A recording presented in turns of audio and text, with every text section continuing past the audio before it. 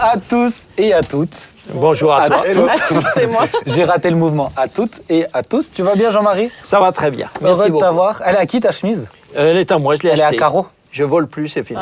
Vous avez compris? Waouh, Elle est à qui ouais. la chemise? Elle est à carreaux. Ça fait mal ce genre de Oh, blague. mais tu sais, il Ouais. faut tenter. Tu hein. l'avais fait préparé très mal. longtemps avant Non, mais je l'émission. l'ai déjà fait en fait la dernière fois. Mais bon, Oui. les meilleurs des fois peuvent se tromper, hein, c'est pas grave. C'est son Thibaut, petit garçon qui lui a appris, je pense.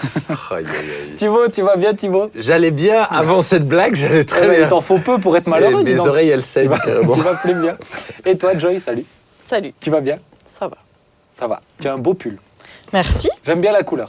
En vente à la librairie Philadelphie. Ah, d'accord. En tout cas, moi, j'aime bien la couleur. Ouais, il ressemble au tien, c'est pour ça que tu dis ça. Ah ouais. Mais non, il est sympa. Merci. Écoutez, chers Vous avez fini vos chiffons, là? C'est ça, j'avoue, ils se font des petits mais vous savez, l'émission, on s'y retrouve, c'est simple, on parle comme si on était à la maison. Covid oblige, on peut pas avoir des petits snacks pour manger. Maintenant, c'est sûr qu'une fois que cette saison-là sera passée, Amen. ça sera un petit peu différent. J'ai déjà toutes les idées dans ma tête, ça va être cool. Mais voilà, le but, c'est surtout d'avoir une parole simple, bienveillante, transparente. On peut parler de tout sans avoir la prétention de tout savoir, mais en ayant la possibilité de s'exprimer sur tout. Ça, c'est une grâce et un privilège qu'on a. Donc, on va commencer. Ah bah, ça rentre bien dans la thématique. On va commencer avec la première thématique, s'exprimer sans s'imposer. Aïe, Ah, pas mal. Alors, je vous donne une petite citation. C'est Personne n'ose parler. c'est ça. c'est Théonis de Mégare qui dira « L'orgueilleux se vante, s'élève et veut en imposer. Sait-il comment le jour finira pour lui? Sait-il dans quel état la nuit va le trouver ?» Oh, mais c'est beau, hein. Bah, je C'est cite pas profond. n'importe qui. Ah hein. oui. Ah. Chez Megar, c'est Théonis. bien. Théonis de Mégare. Et tu cites pas n'importe qui, en toute humilité, bien sûr. Bien sûr, en toute vraiment. humilité, mais bien évidemment. Alors, première question, comment est-ce que vous vous situez dans cette thématique, s'exprimer sans s'imposer? Est-ce que vous avez déjà eu la sensation de... Parce qu'on a... Ici, on est tous plus ou moins amenés à parler régulièrement avec des gens, etc. Oui, on Je fait pense des... que la plupart des gens sont amenés à Ouais, parler mais non, on fait du régulièrement avec des gens. relationnel. On Ah. n'est pas un comptable derrière son ordinateur, souvent, etc. La plupart du temps, on est en contact avec des gens. Est-ce que vous avez eu des fois le sentiment de vous imposer plus que juste de vous exprimer, de donner une opinion ou quelque chose comme ça? Moi, j'ai souvent eu cette impression-là. Et je pense que je me soigne et je pense que j'ai progressé. C'est bien. Progressé. Comment tu sais que tu as progressé? Bah, parce que j'arrive beaucoup plus à écouter les autres et à quelque part à lâcher si les autres à quelque part sont pas d'accord avec moi. Je sens que je suis un peu plus capable de relâcher et d'accepter qu'ils ont un autre avis que moi. Et puis Bah alors peut-être c'est quoi la limite entre je m'exprime et je m'impose? Joy, pour toi, c'est quoi? Ben, je m'exprime et je m'impose. Je m'exprime, j'exprime mon avis et ce que je pense, comme je le pense. Et je m'impose, j'impose mon avis, cet avis-là aux autres. D'accord. Ben, c'est ça la limite, non? Ouais, mais dans le concret, dans les discussions, des fois c'est beaucoup plus fin que ça. C'est pas aussi évident, je trouve. Ben, c'est quand tu fais un peu de forcing, quoi, pour que ton idée... Être hyper insistant. Oui. Pourquoi tu m'as regardé avec un oui intense à ce moment? Mais je pense que tu es mieux placé que moi sur le sujet, en fait, pour... Ça va ou sinon on je est suis bien, d'accord avec Joy. Non, mais, mais c'est quoi ces gens? Dis donc, Jean-Marie, moi je vais me retourner vers toi Oui, parce que oui. je sens un petit peu d'animosité de l'autre côté. Alors, Comment pour toi, revenir tu- sur la question d'avant, effectivement, je pense que je me suis rendu compte des fois que je m'imposais ou que je m'imposais dans la discussion, en tout cas. Et donc, ouais, je pense, j'espère en tout cas, avoir progressé sur ça et le faire beaucoup moins. Et puis surtout, je me suis rendu compte que j'ai choisi un peu les sujets sur lesquels je veux vraiment défendre quelque chose. Et puis des sujets qui sont plus subjectifs, voilà, plus facilement je laisse tomber. D'accord. Mais est-ce que c'est peut-être pour ceux qui ne se rendent pas compte qui s'imposent? pour essayer de faire réfléchir un petit peu. Moi, je sais que des fois, je pourrais avoir cette tendance-là, pas souvent, mais ça peut m'arriver. Comment, quand on s'impose, moi, j'ai l'impression que c'est aussi des fois le but que ce qu'on retienne à la fin, c'est notre avis. Vous voyez ce que je veux dire, ou notre propos. Donc on le répète, on le rabâche. Il y en a un qui dit, nous on revient sur le nôtre. Un autre dit, on revient sur le nôtre. On essaie toujours de faire un peu le ping-pong aussi. Et on le répète d'une autre manière. Ouais. Un petit peu... Après, je pense On qu'il y a l'adapte, des- comme on Voilà, voit où ils en un petit sont, peu on adapté. l'adapte un petit peu. Après, il y a des circonstances. Je pense qu'en tant que leader responsable d'une vision, et que si tu as l'impression que Dieu t'a dit quelque chose, alors je pense que il y a aussi un bon côté des fois de chercher vraiment à communiquer ce que tu as reçu et où tu as une conviction. Ce qu'il faut, c'est réussir à pas l'imposer d'une manière forte, mais effectivement, à essayer de les amener à comprendre pourquoi et pour les amener avec toi et pas leur imposer finalement sans qu'ils aient le droit de réfléchir. Ouais, ouais. Moi, j'ai l'impression que plus jeune, je pensais toujours qu'il fallait. J'avais plus l'impression qu'il fallait vraiment convaincre, qu'il fallait vraiment argumenter, convaincre. Et puis plus en regardant simplement Jésus dans les évangiles, je me suis rendu compte que lui, simplement, il annonce, il dit. Et puis après, les gens le prennent ou le prennent pas. Ils en font ce qu'ils veulent.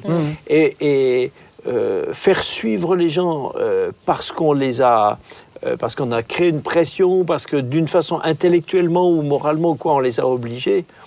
Finalement, on les a pas fait progresser. Ouais. On les a seulement attachés à la remorque. Moi, je suis assez d'accord Donc avec ça ça. sert à rien. Même par rapport à ce que tu disais, Thib, je suis assez d'accord avec ce que Jean-Marie disait. Peut-être un truc moi, où j'aime pas, c'est quand je me rends compte que la personne en face, elle essaye de me convaincre.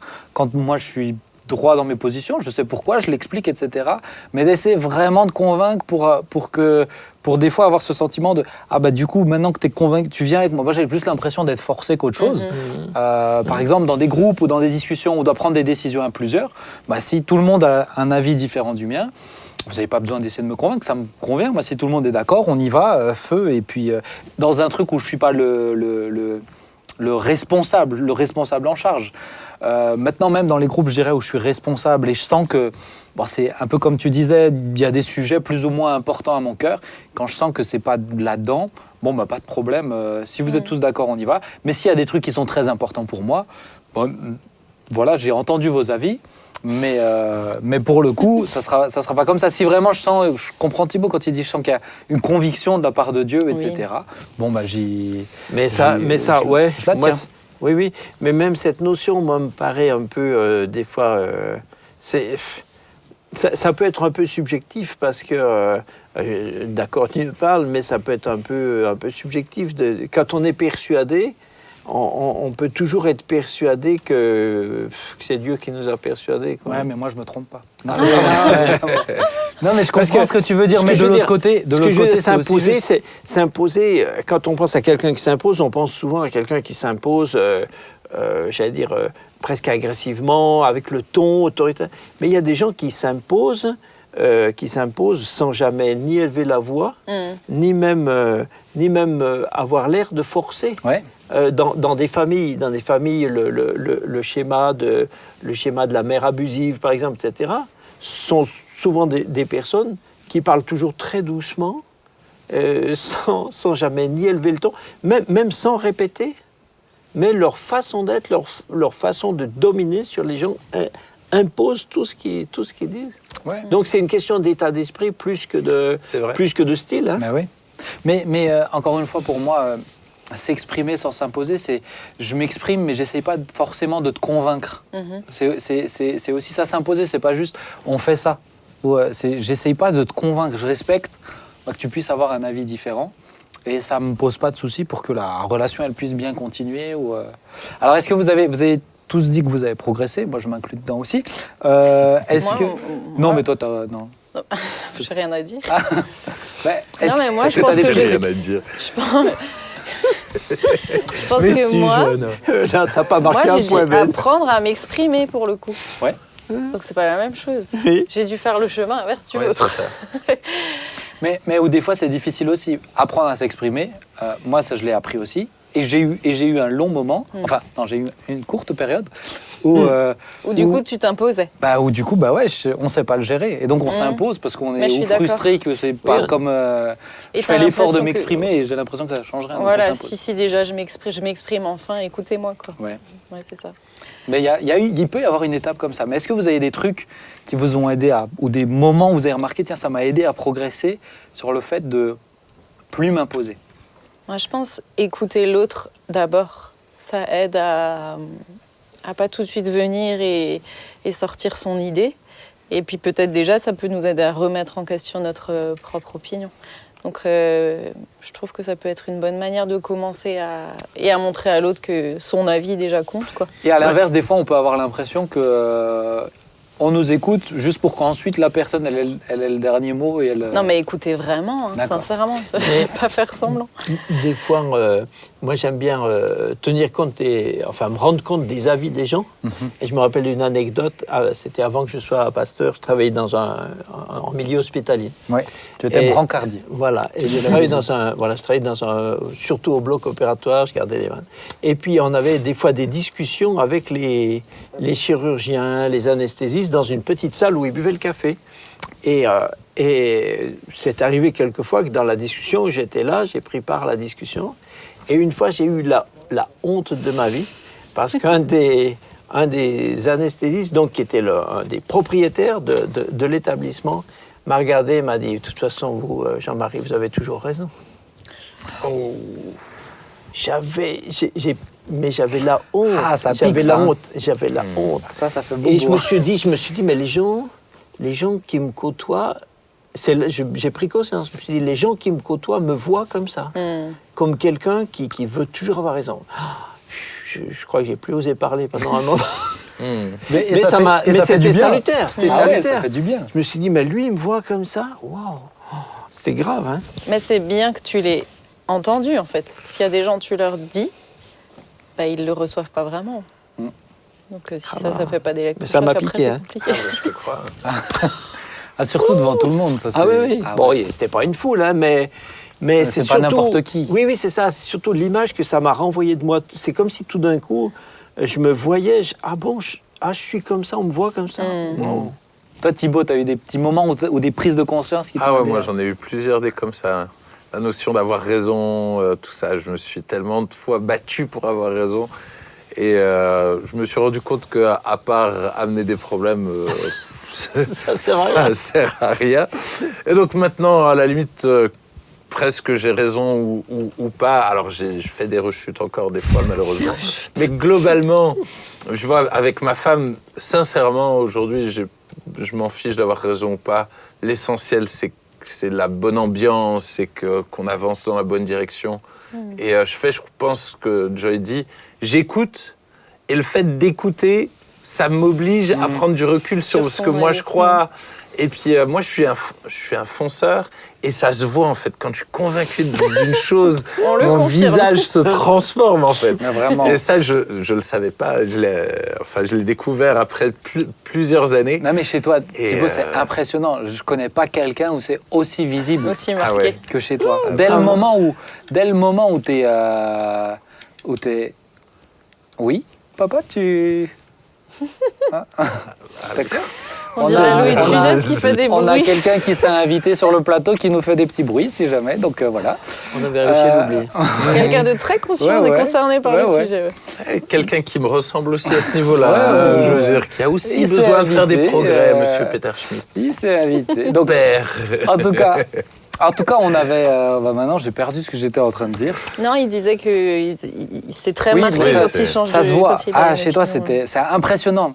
C'est dès le moment où presque, mais ça, on l'avait déjà dit une fois dans une discussion, on avait l'impression mais que tu étais énervé, alors que Mais ça a changé vraiment. Ouais, ça a vraiment évolué.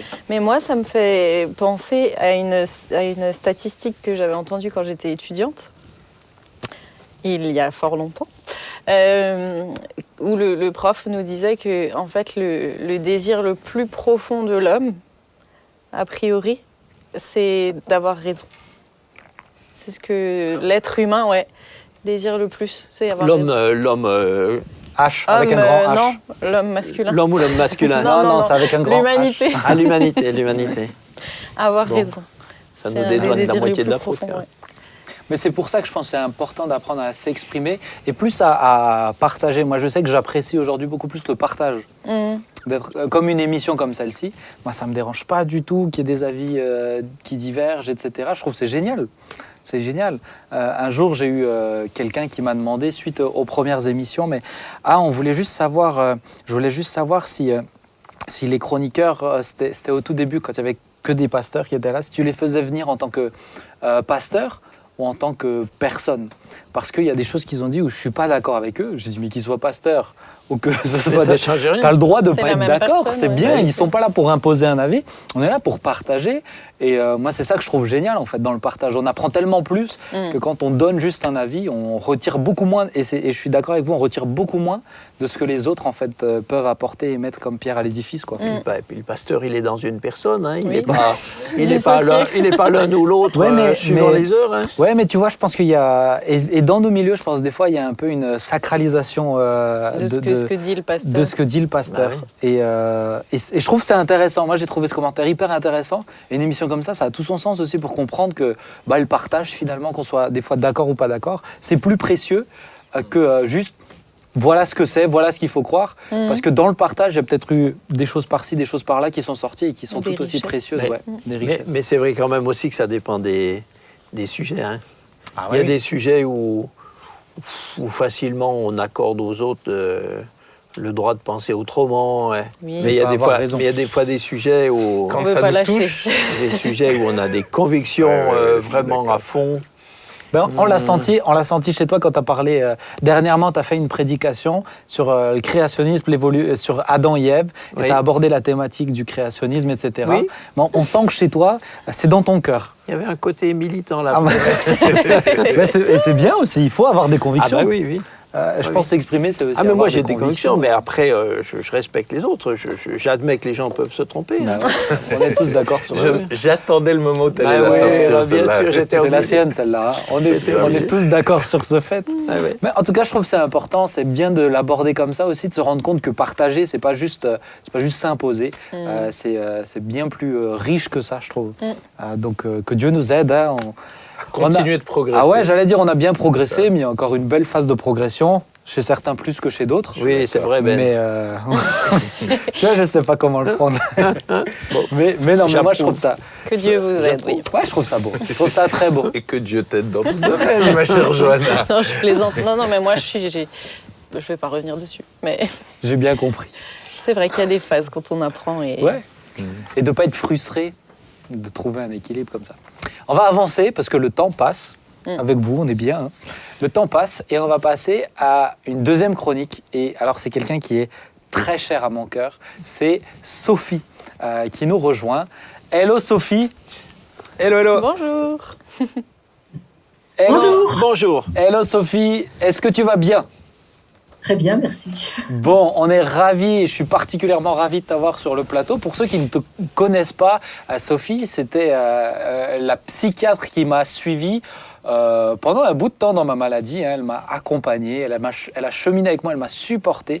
Et voilà, ça faisait en plus Quel courage. Quel courage. Quel courage. Mais ça faisait un petit bout de temps que je ne l'avais plus vu et je suis ravi de t'avoir avec nous. Donc Sophie, tu es psychiatre et aujourd'hui, on voulait aborder une thématique, c'est la thématique suivante, c'est les dérives qu'il peut y avoir dans les églises. C'est une thématique qui pourrait sembler un peu délicate, mais comme dit, on s'y retrouve, on ose parler de tout sans avoir peur de ce qui peut être derrière. C'est tout le temps dans la bienveillance. Et si je t'ai demandé de venir, Sophie, c'est parce que toi, tu as un regard un peu...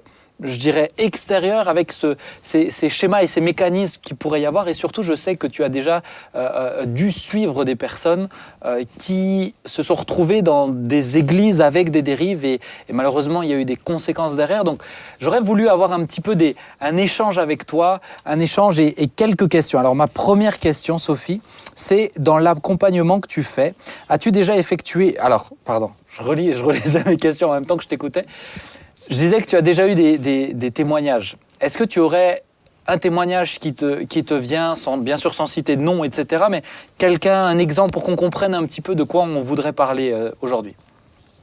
En tout cas, j'ai déjà accompagné plusieurs chrétiens qui ont souffert quelque part de l'abus ou d'autorité de certains dirigeants d'église, et notamment une chrétienne qui était engagée depuis plusieurs années dans une église assez légaliste et qui se sentait un peu enfermée par un conformisme, par une obligation de faire comme tout le monde, et qui, au fur et à mesure du temps, est devenue anxieuse, déprimée, culpabilisée par toutes sortes de choses, et elle ne savait plus qu'est-ce qui était bien, pas bien, et qui venait un petit peu pour faire un peu le point par rapport à son état psychique. Quels sont peut-être quel type de dérive as-tu déjà pu constater ou phénomène déviant dans tes entretiens, ou voilà, c'est quoi un peu toi, qu'est-ce que tu as déjà pu constater comme type de dérive dans les églises? Tu as parlé de l'abus d'autorité, mais qu'est-ce que tu as déjà constaté d'autre?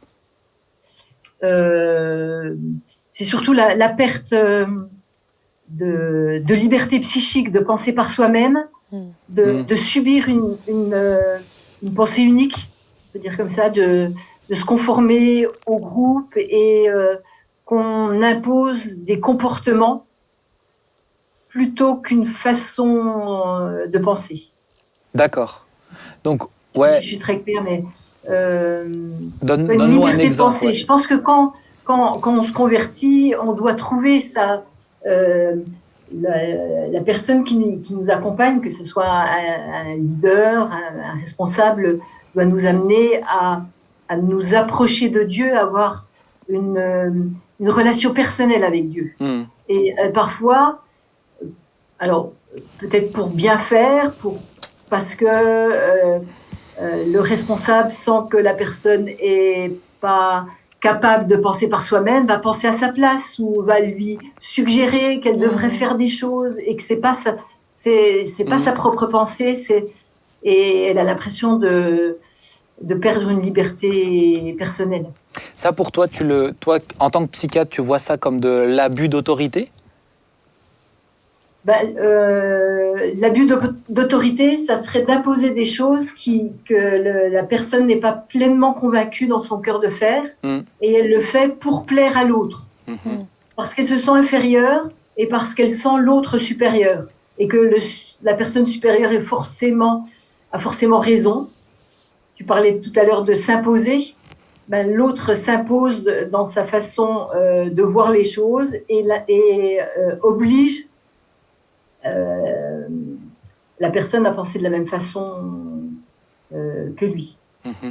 Est-ce qu'il y a alors je dirais pas de profil unique, mais peut-être un peu un profil type des personnes qui ont subi un peu ces formes d'abus ou de dérive?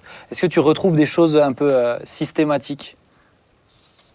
Alors souvent, il y a des personnes qui peut-être avaient une perte de confiance en eux, qui, au moment de leur conversion, étaient peut-être fragilisées parce que se sentaient avec un manque de confiance, une dévalorisation. Et le groupe, si tu fais ça, tu vas obtenir ça, un peu un salut conditionnel. Hein? Et la personne veut devenir comme on attend qu'elle devienne, parce que Dieu forcément attend d'elle. Et ça, je pense que ça peut... alors, bien sûr, je pense qu'il y a des leaders qui sont sincères, qui s'appuient sur la Bible, mais quand même imposent des comportements, imposent une façon de penser, et rend les gens un peu infantilisés, et qui s'approprient pas leur propre pensée vis-à-vis de la Bible, vis-à-vis de la relation avec Dieu, leur communion personnelle avec le Saint-Esprit, qui lui convainc, exhorte, édifie.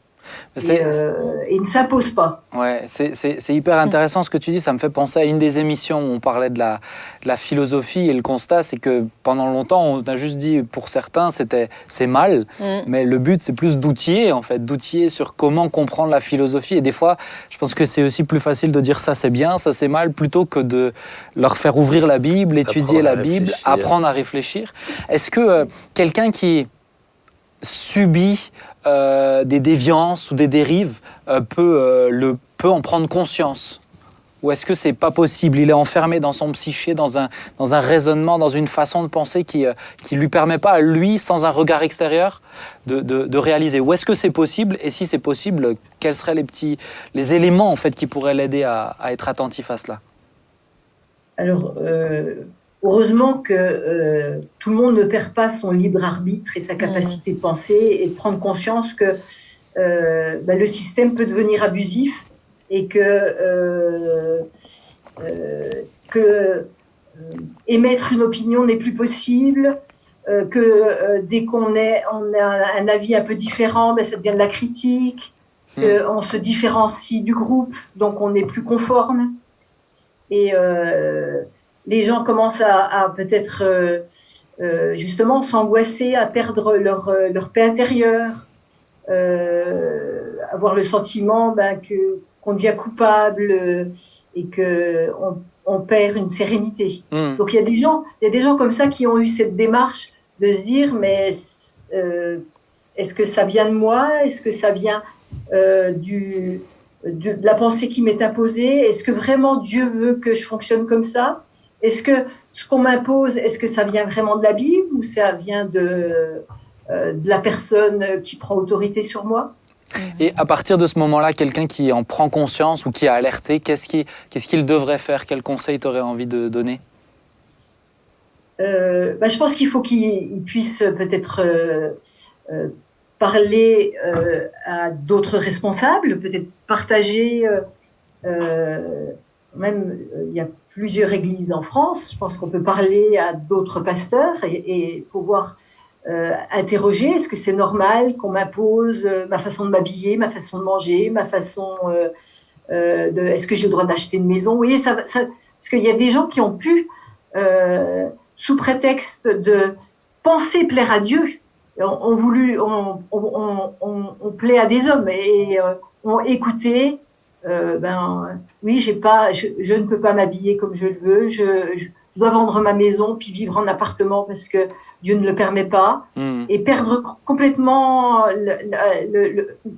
presque leur bon sens.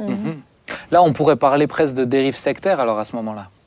Dans les cas comme tu le dis, là. Oui. Moi, je trouve que c'est extrêmement intéressant ce que tu partages, Sophie, parce que, bien sûr, moi, je vise personne, mais c'est juste pour sensibiliser. Il peut y avoir des dérives, il peut y avoir des déviances. Et Jean-Marie, toi, qu'est-ce que tu aurais envie de dire ou poser comme question à Sophie? C'est-à-dire que moi, je remarque que beaucoup de dirigeants d'église ou d'œuvres sont des personnes qui ont des caractères forts, parce que sinon ils ne seraient pas dans ce rôle-là. Et tout en étant des fois des caractères forts, ils peuvent aussi avoir des fragilités en même temps, parce que les deux sont pas incompatibles. Donc ils peuvent avoir des caractères forts et en même temps être des gens qui ont très peur, qui sont insécurisés eux-mêmes.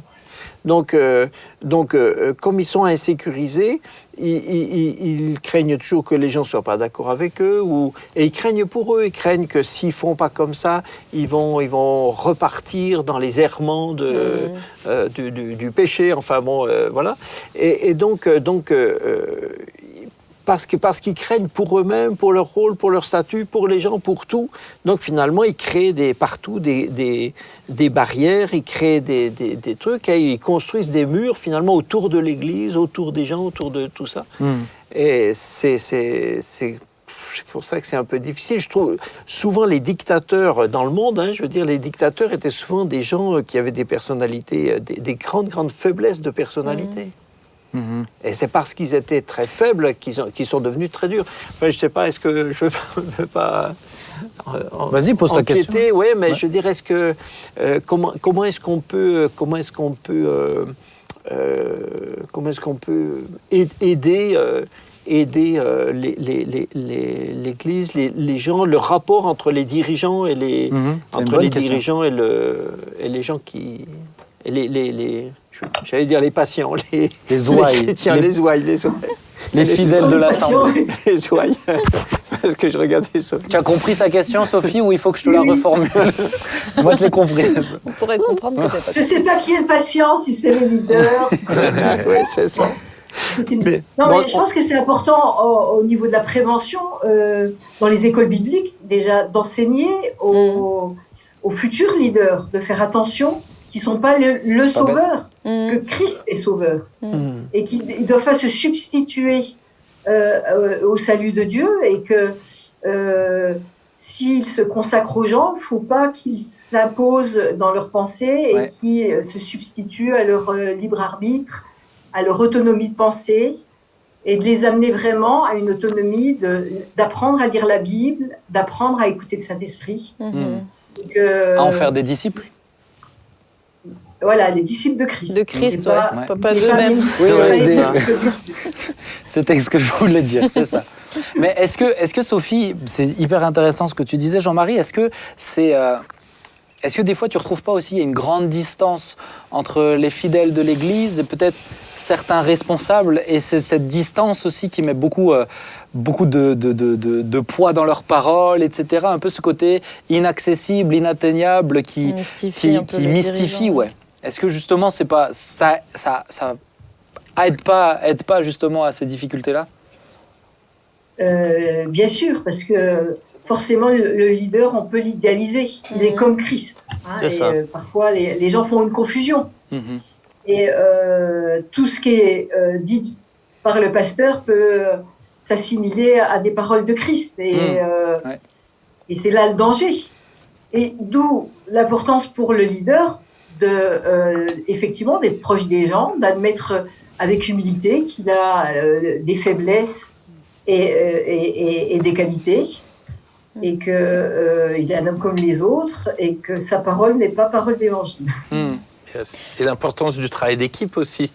C'est-à-dire que finalement, chaque leader, pasteur devrait avoir des vis-à-vis, des gens qui soient capables de lui renvoyer des choses. D'où l'importance d'être très honnête aussi à ce niveau-là.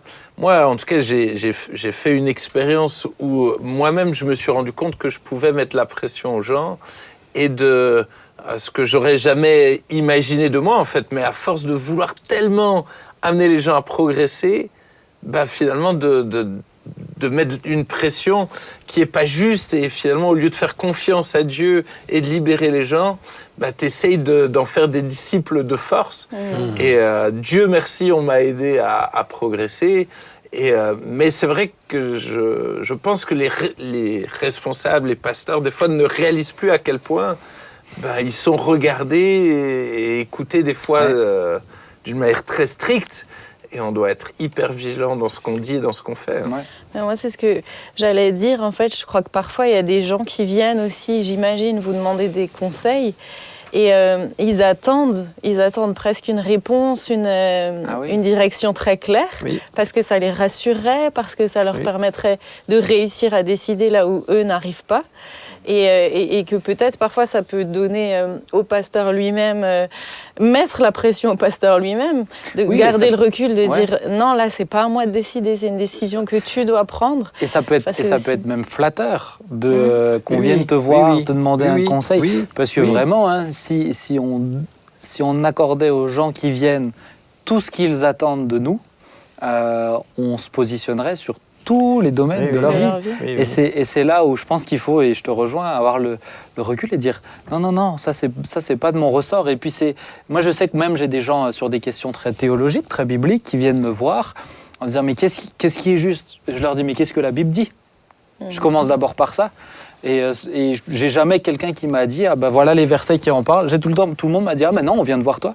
Et ben oui, mais moi je suis pas la Bible. Ouais, D'abord oui. tu cherches dans la Bible et on peut chercher ensemble et on peut. C'est vrai que le danger le danger de permettre, il y a un danger dans l'Église quand on a permis que le pasteur devienne, ou les représentants deviennent normatifs. Ce qu'il fait est normatif. La façon dont il se comporte, tout devient la norme.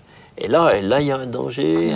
Et surtout, je pense qu'il y a des fois où, dans certaines églises, où le pasteur est pas connu. J'allais dire, tout d'un coup, il sort de sa boîte, il arrive sur l'estrade, il prêche, il c'est ce côté disparaît. inaccessible. Alors forcément, tandis que quand d'abord il parle de lui honnêtement, de ce qui va bien puis de ce qui va moins bien, et puis quand on peut le voir, alors il redevient une vraie personne, quoi.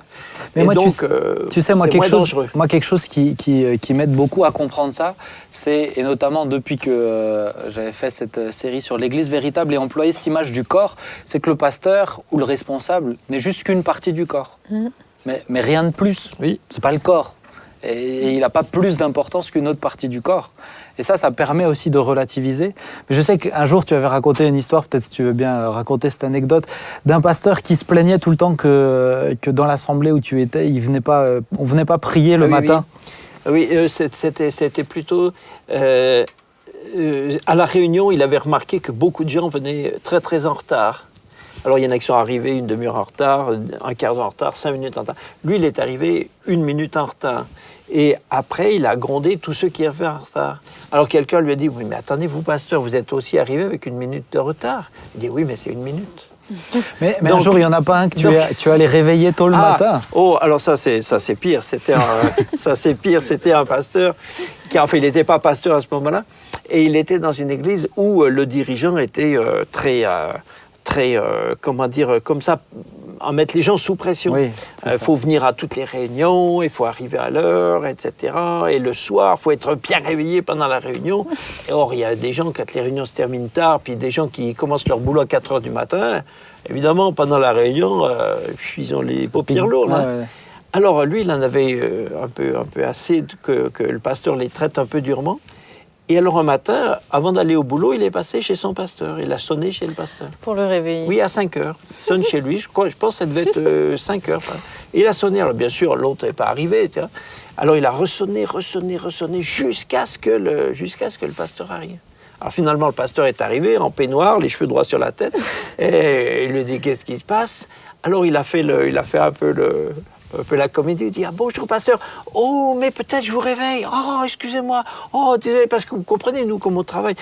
À cette heure-ci, moi, je suis déjà debout depuis 1 heure, vous comprenez. Hein. Mais vous, oui, vous, forcément, vous êtes pasteur, vous vous levez maintenant, peut-être à 8 heures, 9 heures, je sais pas. Moi, excusez-moi, alors passez une bonne journée. » Et il dit, après, il nous a plus jamais fait de... Il a l'impression pour être à l'aise. Mais- Bon, je sais pas si c'était un bon traitement. Mais je trouve Ça a marché. mais ouais, et je trouve que c'est intéressant comme approche. Mais c'est pour ça que je mets jamais de poids. J'ai pas envie qu'on me réveille à 4-5 heures du matin. Mais Sophie, peut-être pour revenir sur ce qu'on disait, comment on peut on a parlé des responsables, comment les sensibiliser, mais qu'est-ce qu'on pourrait communiquer, même à ceux qui nous écoutent là actuellement, etc., pour les sensibiliser, eux, pas juste pour eux, mais peut-être pour ceux qui sont avec eux dans d'autres églises ou dans... Voilà, juste comment sensibiliser les frères et sœurs qui pourraient être face à des dérives. Pour accepter d'en prendre conscience, tu veux dire? Oui, ou... ouais. Je pense qu'il faut toujours s'interroger peut-être sur quelle est la source d'autorité. Est-ce que c'est la Bible ou c'est le leader? Est-ce que j'ai le droit de m'exprimer? Est-ce que j'ai le droit d'être différente des autres? Est-ce que j'ai le temps de grandir dans ma maturité, avoir un espace de liberté et qu'on m'explique pourquoi on fait ça et pas qu'on me l'impose? quelle est la place de la Bible aussi, hein. Je pense que c'est vrai, j'aime bien ta façon de dire, de remettre les choses à la place plutôt que ma parole, qu'est-ce que la Bible dit des choses, et à vous de vous approprier et devenir autonome dans votre lecture et dans votre relation avec la Bible et avec Dieu. Si on vit dans un système où finalement tout m'est donné, où il n'y a qu'une pensée un peu groupale, où on ne peut pas se différencier, où on me culpabilise dès que je suis où j'ai une opinion un peu différente, où mon église est toujours critique des autres églises, c'est critique du monde. Le monde est méchant et il n'y a que nous qui sommes bien entre nous. C'est quand même s'interroger si on n'est pas en train de m'abuser dans ma vie émotionnelle et psychique. C'est hyper intéressant, Sophie. Hyper intéressant. Est-ce que tu aurais envie peut-être de dire Je te laisse un dernier mot si tu veux en donner un dernier mot, mais on va devoir continuer dans la suite de l'émission. Mais est-ce que tu aurais envie de donner un dernier mot si tu en as envie? En tout cas, juste, je pense que c'est important parce que j'ai vu beaucoup de chrétiens qui ont quitté les églises, qui ont quitté la foi à cause de problématiques relationnelles et d'abus de certains leaders qui ont voulu imposer leurs pensées, leurs opinions. Pas toujours dans un mauvais but. Ils étaient persuadés que ce qu'ils faisaient était bon et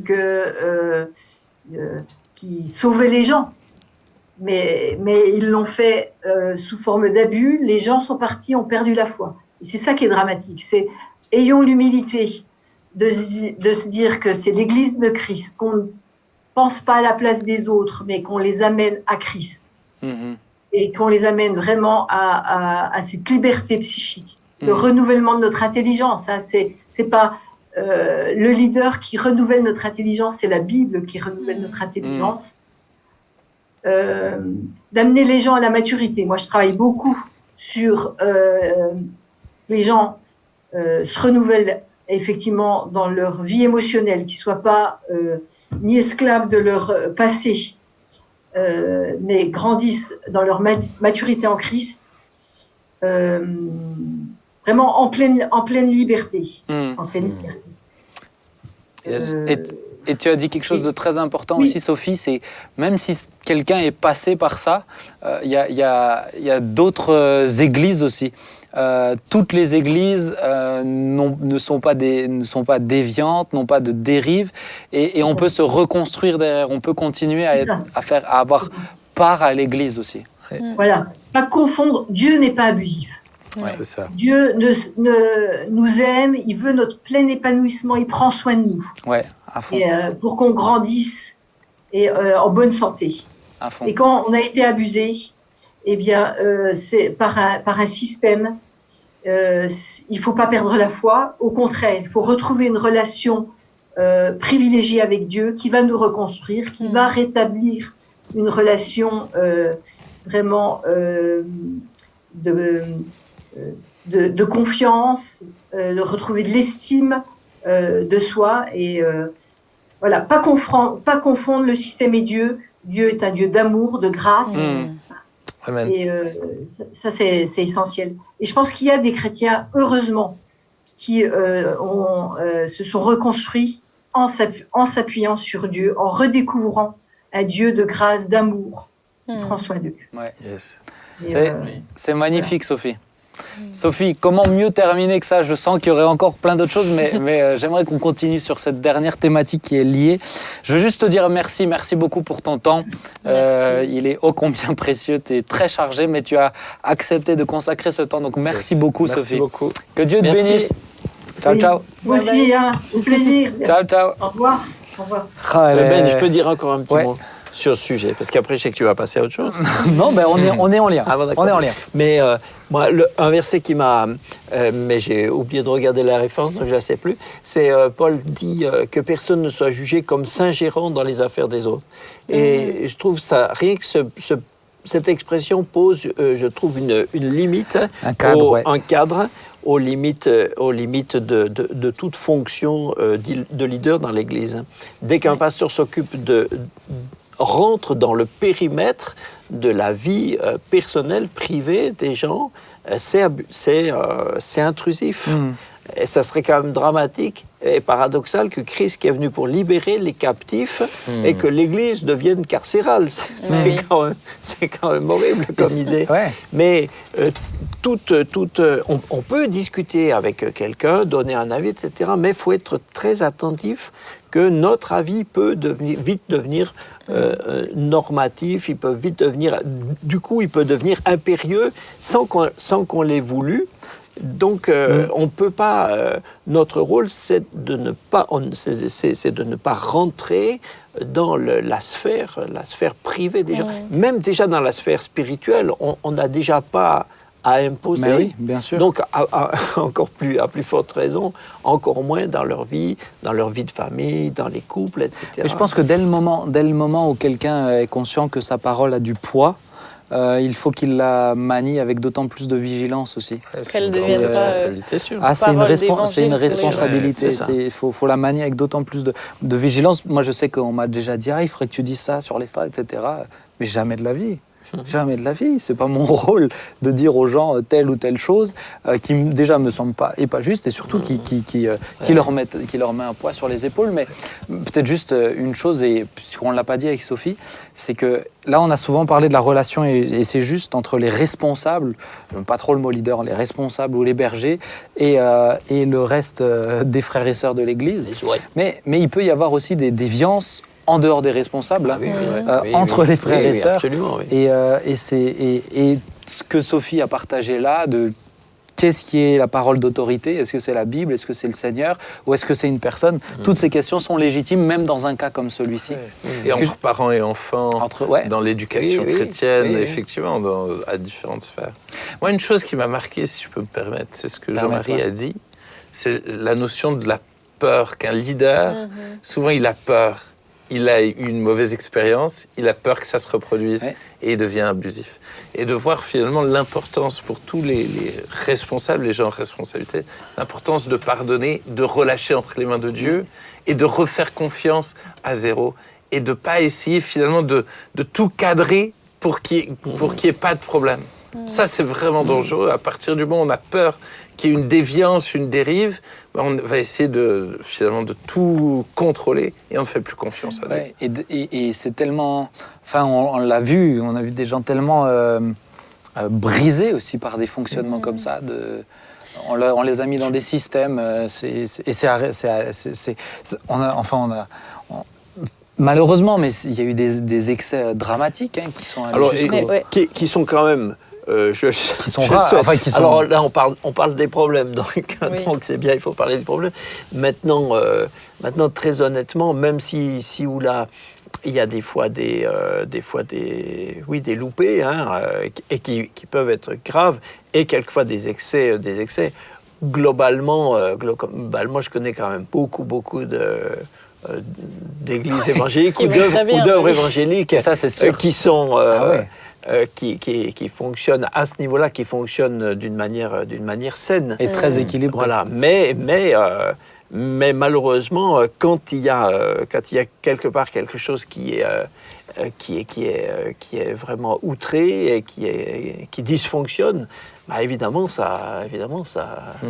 Oui, le danger, c'est que les yeux, le danger, c'est que finalement, on claque vite la porte en disant « Ah, j'ai été abusé ». Dès qu'on nous dit quelque chose qui nous déplaît, c'est aussi une dérive finalement de n'avoir envie d'écouter personne et puis d'en faire qu'à sa tête. Joy, tu voulais dire quelque chose? Oui, alors c'est plus tout à fait en rapport du coup.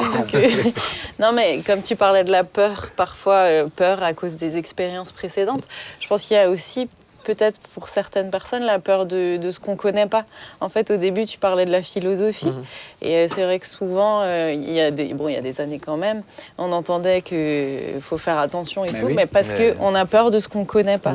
Et je pense que parfois, il faut avoir l'humilité de se dire, je ne sais pas tout, mais on va chercher, tu peux chercher, je vais chercher de mon côté. Et renseigner, honnêtement, c'est plus facile. Si j'ai quelqu'un qui vient me voir et qu'on me dit est-ce que ça c'est bien ou c'est mal, c'est plus facile de dire c'est bien ou c'est mal. Mais dire je sais pas. Ou que de dire. Mais attends, qu'est-ce que t'en penses toi?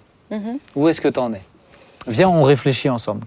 Ça demande plus de temps, mais c'est ça faire un disciple. C'est pas juste. Et moi, c'est marrant qu'elle dise ça, Sophie, parce que c'est vraiment quelque chose qui me travaille beaucoup ces derniers temps. C'est jusqu'à où, des fois, on est infantilisant. C'est important de veiller à ça. Mon souci, c'est d'outiller. C'est pas juste de dire ça c'est bien, ça c'est mal. Je donne cet exemple par rapport à mon fils. Mais mon fils, aujourd'hui, il n'est pas capable de comprendre le pourquoi du comment. Donc il y a des choses, non, ça tu fais pas. Mais le but, c'est qu'à 18 ans, il sache pourquoi il ne doit pas le faire. C'est pas qu'il ne le fasse pas parce que papa a dit qu'il ne faut pas le faire. Le but, c'est qu'il sache pourquoi il ne le fait pas. Et si on désire ça pour nos enfants, pour qu'ils soient autonomes, ben, c'est à plus juste raison de le vouloir aussi pour les frères et sœurs de l'Église. Bah ouais, et puis ce qui est chouette, c'est que tu peux apprendre en même temps. En fait, il y a un sujet sur lequel tu ne sais pas, tu as le droit de ne pas savoir, et tu peux apprendre en même temps. La tentation de devoir donner une réponse. Oui. J'ai trouvé intéressant qu'en effet, vous avez fait une série d'études là, pour aider les gens à lire la Bible. Et donc, sur un livre biblique, en l'occurrence, c'était sur l'Apocalypse. Voilà. Où je t'avais demandé alors, voilà. Je contextualise, Jean-Marie parle de grandir avec Dieu dans l'intimité. Grandir avec Dieu, c'est génial. Vous pouvez le découvrir sur le site internet. C'est la page pub. Et là, le but, c'est justement de découvrir la Bible, mais de façon un peu autodidacte. C'est une fiche qui vous accompagne, mais dans votre lecture à vous. Voilà, ce que j'ai trouvé vraiment intéressant, c'est que dans ces fiches, on n'apporte pas des réponses. On apporte seulement des questions. Évidemment, ces questions sont faites pour aider les gens à aller dans le texte, à savoir comment. Mais il n'y a pas les réponses. Et j'ai eu des tas de gens qui m'écrivent en me disant mais où on peut trouver les réponses, où sont les réponses. Et pour l'instant, les réponses, personne ne les a écrites, elles n'existent pas. Enfin, nous, on ne les a pas écrites. Et c'est pour les faire réfléchir. Voilà, je pense que certaines personnes, alors je dis ça, ceux qui ont écrit, je comprends très bien, parce que j'aurais sûrement écrit aussi, mais c'est vrai qu'on n'est pas habitué à ce qu'on nous mette seulement devant des questions. Mais justement, c'est intéressant. Voilà, forcément, les gens, ça demande un peu plus d'effort aussi pour la personne de chercher, de creuser et de compter sur Dieu pour avoir des réponses. Compter sur Dieu. Mais on est facilement dans l'instantané et on aime ça. On aime de moins en moins l'effort et voilà. En tout cas, moi, je trouve que c'est très intéressant d'aborder cette thématique. Je voulais partir sur autre chose, mais le temps passe et pour moi, c'est important, chers amis. Que vous compreniez, on n'est là ni en train de taper sur un mouvement d'église, sur une église, sur un pasteur, c'est pas ça. C'est juste de comprendre que effectivement, il peut y avoir des déviances, il peut y avoir des choses ou de maladresse. Mais pour moi, quand on parle de dérive sectaire, on n'est plus sur de la maladresse. Il y a une vraie responsabilité aussi, et l'Église ne se résume pas à ça. Je sais que plusieurs nous regardent qui se qualifient de déçus de l'Église, de blessés de l'Église. L'Église ne se résume pas à ça. Comme l'a bien dit Jean-Marie, il y a de belles choses aussi qui se passent dans l'Église. Certes, des fois c'est imparfait, mais on apprend tous. Mais quand on est dans l'écoute, dans la bienveillance, quand on s'exprime sans s'imposer, quand on progresse dans tout ça, on peut se dire mais qu'est-ce que l'Église devient de plus en plus belle. Et c'est ça qui est merveilleux. C'est quand le Saint-Esprit a la baguette et a la manœuvre, et que derrière, on peut avancer, on peut progresser. Le pasteur, le berger dans sa responsabilité, le frère dans sa responsabilité, dans son activité, et on avance tous ensemble. Très on bien, va prier ? C'est bien, Ben, ce que tu as dit. Ça y est, on est revenu sur le plus léger. Mais c'est tellement chouette de pouvoir parler de ça comme ça, sans avoir peur de « Ah, attention », c'est tellement chouette. On va prier ? Yes. Thibaut, est-ce que tu veux bien prier ? Yes, avec plaisir. Oh Dieu, merci. Oh Dieu, merci parce que c'est toi qui es le créateur de toutes choses. Et nous sommes bien petits. Bien petits, Seigneur. Et pardon parce que trop souvent, on croit qu'on sait tout. et on essaye de contrôler les choses. Mais nous voulons, Seigneur, te faire confiance. Nous voulons nous abandonner à toi. Nous voulons, Seigneur Jésus, toujours plus lire ta parole. Seigneur Jésus, chercher en toi toutes les réponses, parce que tu es la réponse à toutes nos questions. Merci, Seigneur, vraiment de nous aider à considérer les autres comme plus importants que nous-mêmes, à apprendre à écouter les autres, à apprendre, Seigneur Jésus, à réaliser qu'on ne sait pas tout. Et oui, Père, merci. Merci de nous avoir donné l'Église, d'avoir donné des ministères, Seigneur Jésus, pour équiper les saints. Merci vraiment parce que ce que tu as créé, l'Église que tu as créée est belle, elle est importante, elle est utile pour réellement la croissance finalement des chrétiens. Mais merci, Seigneur Jésus, d'aider chaque chrétien à ne pas dépendre de l'Église, mais dépendre de toi. Merci, Père. Merci de bénir tous nos bien-aimés qui nous regardent. Bénis-les, agis dans leur vie. C'est-à-dire vraiment continue de les accompagner et que chacun d'entre eux puisse grandir avec toi. Au nom de Jésus. Amen. Amen. Amen. Amen. Merci beaucoup, merci chers amis d'être avec nous. Merci aussi pour votre bienveillance. Moi j'aime quand vous exprimez ce que vous pensez, même dans les commentaires, etc. Mais merci, la plupart du temps c'est bienveillant. Des fois c'est un petit peu méchant, mais c'est pas grave. C'est très rare, très très rare. C'est une belle communauté aussi. Et voilà, n'oubliez pas, même sur des thématiques comme celle-ci, soyez bienveillants. Je vous demanderai, vous n'avez pas besoin de citer qui que ce soit. C'est pas le propos ici. De toute façon, on les enlèvera sinon, parce que c'est pas la place. Notre désir, c'est juste de sensibiliser chacun et que Dieu nous aide, que Dieu vous bénisse et à vendredi prochain. Ciao, ciao. Allez, bye.